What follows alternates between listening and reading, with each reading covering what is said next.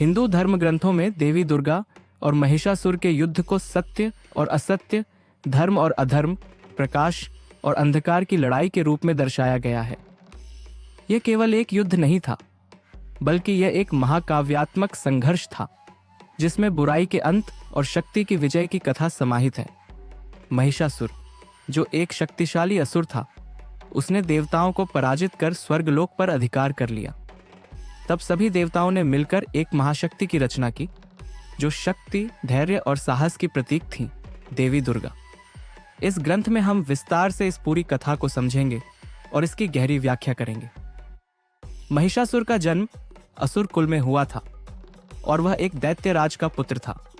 कुछ कथाओं के अनुसार वह असुर राम्भ का पुत्र था, जिसने एक भैंस से विवाह किया था, जिससे महिषासुर जन्मा। इस कारण वह अपनी इच्छा से मानव और भैंसे के रूप में बदल सकता था। बचपन से ही उसमें अपार शक्ति थी और उसमें युद्ध का स्वाभाविक गुण था। महिषासुर ने अपार शक्ति प्राप्त करने के लिए वर्षों तक भगवान ब्रह्मा की तपस्या की। उसकी कठोर साधना से प्रसन्न होकर ब्रह्मा जी प्रकट हुए और उससे वरदान मांगने को कहा। महिषासुर ने अमृतत्व का वरदान मांगा, लेकिन ब्रह्मा जी ने उसे समझाया कि यह संभव नहीं है। तब महिषासुर ने चालाकी से वरदान मांगा कि कोई भी देवता या पुरुष उसे न मार सके, केवल कोई स्त्री ही उसका वध कर सके। उसे विश्वास था कि कोई स्त्री इतनी शक्तिशाली नहीं होगी कि उसे हरा सके। महिषासुर न केवल एक शक्तिशाली योद्धा था, बल्कि एक कुशल रणनीतिकार भी था। उसने अपनी सेना को कई भागों में विभाजित किया और पूरे ब्रह्मांड में भय का साम्राज्य स्थापित करने लगा। उसकी शक्ति इतनी अधिक थी कि बड़े बड़े आशी मुनि भी उसकी दहशत से तपस्या करना छोड़ चुके थे। महिषासुर ने अपनी शक्ति और मायावी शक्तियों के बल पर स्वर्गलोक पर आक्रमण कर दिया।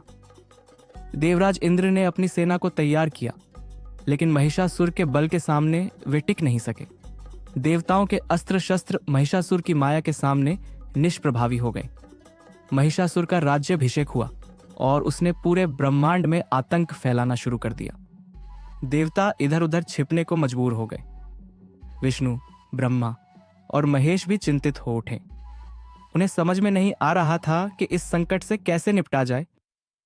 पराजित देवता ब्रह्मा, विष्णु और महेश के पास जाकर अपनी व्यथा सुनाते हैं।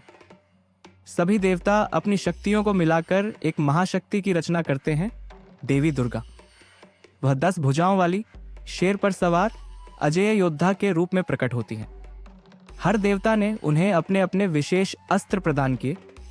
शिव ने त्रिशूल दिया, विष्णु ने चक्र प्रदान किया, इंद्र ने वज्र दिया, वरुण ने शंख प्रदान किया, अग्नि ने शक्तिशाली तलवार दी।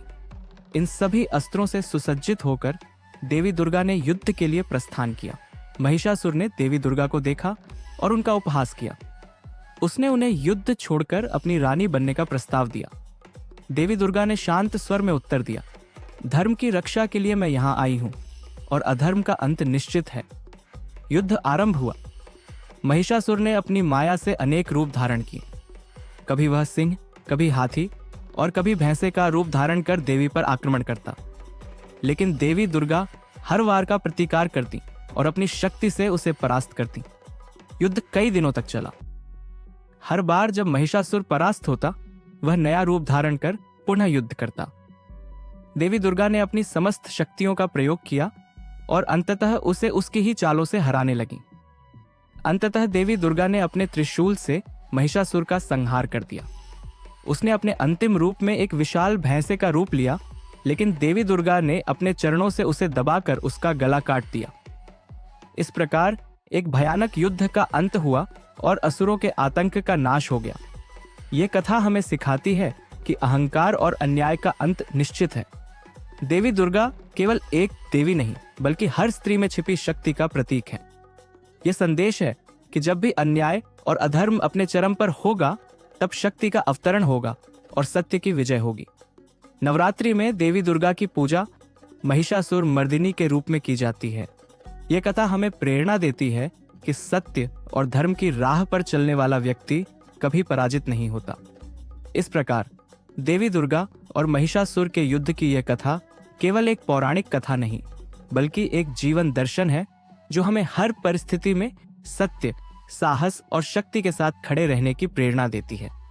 अगर आपको यह कथा पसंद आई तो द लोर कीपर्स को सब्सक्राइब करें और हमें कमेंट में बताएं आप किस कथा पर अगला वीडियो देखना चाहते हैं। जय माता दी।